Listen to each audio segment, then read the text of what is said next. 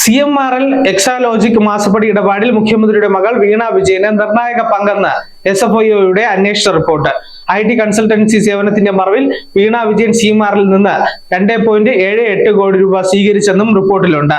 വീണ വിജയൻ CMRLന് സേവനങ്ങൾ നൽകിയതിന്റെ തെളിവുകളൊന്നുമില്ലെന്നാണ് റിപ്പോർട്ടിൽ പറയുന്നത്.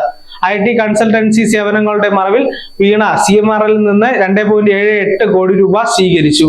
സേവന വേതന വ്യവസ്ഥ സംബന്ധിച്ച് വീണയും കർത്തയും തമ്മിലുള്ള ഇമെയിലുകൾ തട്ടിപ്പിനുള്ള മറയാണെന്നും പറയുന്നുണ്ട്.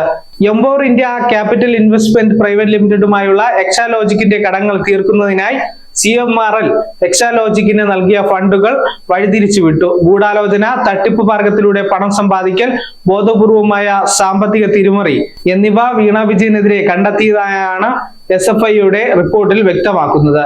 News desk zag news. നേരിന്റെ വാർത്തകൾ നിങ്ങളുടെ വിരൽത്തുമ്പിൽ എത്താനായി സാഗ് ന്യൂസ് ചാനൽ സബ്സ്ക്രൈബ് ചെയ്തും ഷെയർ ചെയ്തും ഒരു ശരിയായ മാധ്യമ നിലപാടിന് പോകാൻ ഞങ്ങൾ നിങ്ങളെ ക്ഷണിക്കുന്നു.